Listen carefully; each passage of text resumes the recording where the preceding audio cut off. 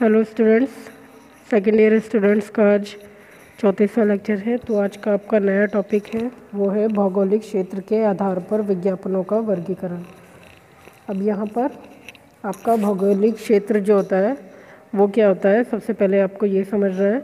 तो भौगोलिक क्षेत्र होता है आपका भूगोल से जुड़ा हुआ क्षेत्र। क्षेत्र मीन्स जितने भी आपके स्थान हो गए, और भूगोल हो गया आपका प्रकृति कह सकते हैं या फिर ईश्वर के द्वारा रची गई सृष्टि। ठीक है, तो इस पूरी सृष्टि पर जितने भी स्थान होते हैं वो सब आपके भौगोलिक क्षेत्र कहलाते हैं। अब उन स्थानों को अलग अलग शहरों के नाम से, अलग अलग देशों के नाम से हम जानते हैं। ठीक है, तो ये सब कहलाते हैं आपके भौगोलिक क्षेत्र। ठीक है, भौगोलिक क्षेत्र के लिए आप और अगर एक्स्ट्रा जानना चाहते हैं तो उसके बारे में आपको गूगल पे बहुत कुछ मिल जाएगा। ठीक है, यहाँ पर आपके लिए सिर्फ इतना जानना सफिशिएंट है कि भौगोलिक क्षेत्र हो गए आपके सभी स्थान। ठीक है, तो भौगोलिक क्षेत्र के आधार पर मतलब कि क्षेत्रों के आधार पर या देशों के आधार पर, शहरों के आधार पर, स्थानों के आधार पर, है ना। तो इन आधारों पर विज्ञापनों का वर्गीकरण, तो विज्ञापनों को इन आधारों पर, भौगोलिक क्षेत्रों के आधारों पर किस तरह वर्गीकरण किया गया है, मतलब विज्ञापनों को बांटा गया है। ठीक है, या फिर किस तरह के विज्ञापन कहलाते हैं या बनते हैं या किस तरीके से कार्य होता है। ठीक है, क्योंकि विज्ञापन व्यापार से जुड़ी हुई एक क्रिया है या व्यापार के कारण ही विज्ञापन की उत्पत्ति हुई है, तो इसलिए इसमें आगे आगे जो आपका आएगा वो व्यापार का भी आएगा कि व्यापार किस तरीके से होता है भौगोलिक क्षेत्रों में।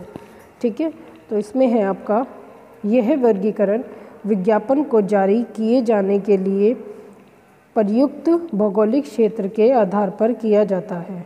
मीन्स ये जो विज्ञापन होते हैं ये वर्गीकरण किए जाते हैं विज्ञापन को जारी करने के लिए। ठीक है, अलग अलग भागों में बांटे जाते हैं। एक बात जो मैंने आपको पहले भी बोली थी कि हमें हमेशा ध्यान रखना है कि हम किस टॉपिक पे बात कर रहे हैं। ठीक है, वरना एडवर्टाइजिंग के अंदर इतने सारे टॉपिक हैं जो मिक्सिंग ही लगते हैं, तो आप उसमें कंफ्यूज मत हो जाना। तो अभी हम बात सिर्फ और सिर्फ विज्ञापन की कर रहे हैं। ठीक है, तो विज्ञापन के बारे में इन्होंने बोला है कि यह वर्गीकरण विज्ञापनों को जारी किए जाने के लिए, मतलब विज्ञापनों को प्रस्तुत किए जाने के लिए, ये जारी करने के लिए कि हाँ फाइनली ये विज्ञापन कंप्लीट हो गया और अब इसको पब्लिक में ला दीजिए, मतलब कि पब्लिक तक पहुंचा दीजिए, माध्यम चाहे कोई भी हो, तो वो हो गया जारी करना। ठीक है, जारी करने के लिए प्रयुक्त भौगोलिक क्षेत्र के आधार पर किया जाता है। मीन्स यहाँ पर प्रयुक्त का मीनिंग हो गया भौगोलिक क्षेत्र के आधार पर, मीन्स प्रयुक्त भौगोलिक क्षेत्र को मिलाते हुए।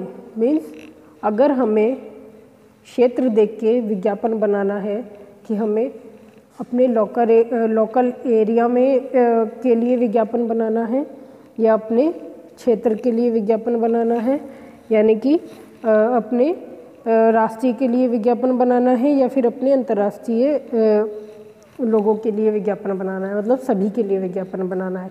तो ये हो गया भौगोलिक क्षेत्र।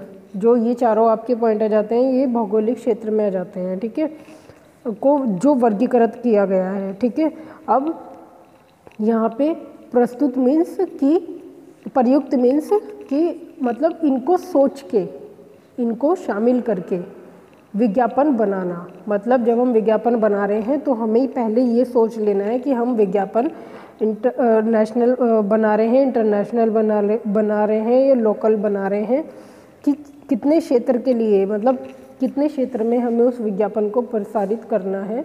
ये सोचकर जब हम विज्ञापन बनाते हैं तो उसमें जो हम स्थान के बारे में सोचते हैं कि कितने कहाँ इसको हम प्रसारित करेंगे, तो वो हो गया भौगोलिक क्षेत्र को प्रयुक्त करना विज्ञापन के अंदर, कि हमने विज्ञापन को कहाँ के लिए बनाना है।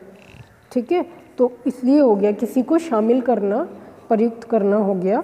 तो भौगोलिक क्षेत्र के आधार पर विज्ञापनों का वर्गीकरण यहाँ पर भौगोलिक क्षेत्रों के आधार पर जो विज्ञापनों का वर्गीकरण है वो स्थानों का वर्गीकरण हो गया है ना। तो यहाँ पर आपके 4 पॉइंट इन्होंने बताए हैं, वो है अंतर्राष्ट्रीय विज्ञापन, ठीक है, सेकंड है राष्ट्रीय विज्ञापन, थर्ड है क्षेत्रीय विज्ञापन और फोर्थ है स्थानीय विज्ञापन। तो यहाँ पे अंतर्राष्ट्रीय विज्ञापन मीन्स जो पूरे सृष्टि में मतलब पूरे ही जितने भी देश हो गए आपके पूरे ब्रह्मांड में जितने भी देश हो गए सभी के लिए जो विज्ञापन बनाए जाते हैं, ठीक है, उन विज्ञापन पे कोई बाउंडेशन नहीं होती है कि या फिर ना ही तो बाउंडेशन होती है और ना ही ये होता है कि क्योंकि उस टॉपिक को या जिस पर वो विज्ञापन बनाया गया है वो सिर्फ उन्हीं लोगों के लिए है, या जैसे कि फॉर एग्जांपल कि अगर आप किसी कंपनी की बात कर रहे हैं जो जिसे विदेश के लोग जानते ही नहीं हैं, वो सिर्फ इंडिया में है कंपनी, ठीक है। अब विदेश के लोग जब उसके बारे में जानते ही नहीं है तो अगर हम उस कंपनी से रिलेटेड जो विज्ञापन हमने बनवाए हैं तो अगर हम उनको विदेशों में भी भेजेंगे या उनका प्रचार करेंगे तो विदेश के लोग क्योंकि उस कंपनी को नहीं जानते हैं तो वो उसके बारे में देख के कुछ भी इंटरेस्ट नहीं लेंगे, ठीक है, ना ही उसको समझ पाएंगे और ना ही उसकी तरफ आकर्षित होंगे क्योंकि वो जानते ही नहीं हैं कि ये विज्ञापन किस चीज़ का ये लोग दिखा रहे हैं, ये कंपनी कहाँ है, कैसे है, क्योंकि ये वो उनसे अनजान होते हैं। तो वो होगी एक क्रिया कि हमें ये सोचना होता है विज्ञापन बनाते हुए कि हम किसके लिए विज्ञापन बना रहे हैं। तो अंतर्राष्ट्रीय में तो सभी देश आ गए, है ना। राष्ट्रीय में आपका खुद का देश आ जाता है जहाँ आप रहते हैं, जैसे कि इंडिया हो गया, और क्षेत्रीय में आपके शहर वगैरह आ जाते हैं, ठीक है, और स्थानीय में आपका जगह आ जाती है, जैसे कि आपका गांव, आपका एरिया जो आपके शहर में है ना। तो अब इन चारों वर्गीकरण जो हुआ है इन चारों नामों में आपके किसका भौगोलिक क्षेत्रों का मतलब पूरे ब्रह्मांड का जो वर्गीकरण हुआ है वो इस तरीके से हुआ है, जो कि आप देखते ही हैं सभी चीज़ों में इन सब चीज़ों का जिक्र हमेशा होता रहता है। जैसे कि नेशनल कंपटीशन है, किसी चीज़ का अगर उत्सव कराया जा रहा है तो नेशनल उत्सव है ना, या आपके शहर में उत्सव हो रहा है तो आप उसे कहेंगे कि लोकल उत्सव है ना, या फिर इंटरनेशनल हो रहा है तो जैसे कि आप देखते भी हैं गेम्स होते हैं, प्रतियोगिताएं होती हैं, बहुत सारी चीज़ें होती हैं, उत्सव होते हैं, प्रोग्राम्स होते हैं और इतनी ही बहुत सारी चीज़ें होती हैं। तो उनको इन 4 भागों में ही बांटा गया है। तो इन्होंने इसमें बेसिकली आपको भौगोलिक क्षेत्रों का वर्गीकरण दिखाया है जो कि 4 भागों में है और उनके नाम ये हैं अंतर्राष्ट्रीय, राष्ट्रीय, क्षेत्रीय और स्थानीय, ठीक है।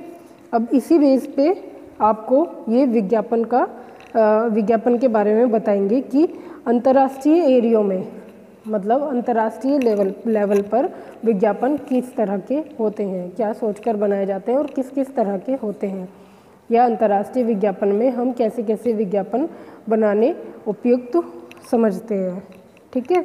और फिर राष्ट्रीय लेवल पर हम किस तरह के विज्ञापन बनाते हैं, क्षेत्रीय लेवल पर कैसे बनाते हैं और स्थानीय विज्ञापन कैसे होते हैं और क्यों होते हैं, ये सब चीज़ें आपको डिटेल में हर पैराग्राफ में बताई जाएंगी, ठीक है।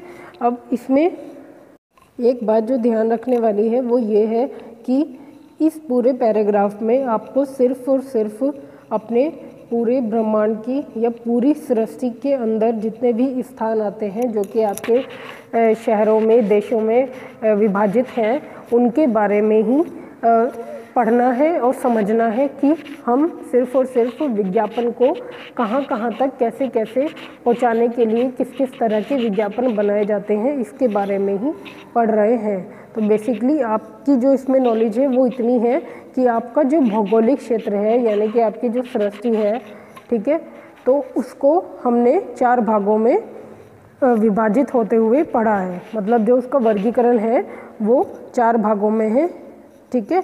और उसी के लेवल पर आगे जो विज्ञापन हम बनाते हैं वो हम किस तरीके से डिज़ाइन करते हैं, क्या हम सोच के करते हैं, सिर्फ उसके बारे में इसमें बताया गया है, ठीक है।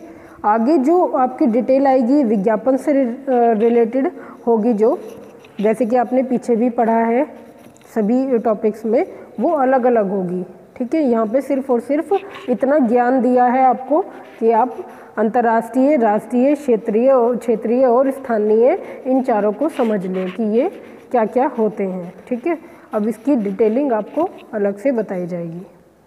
Okay students, take care.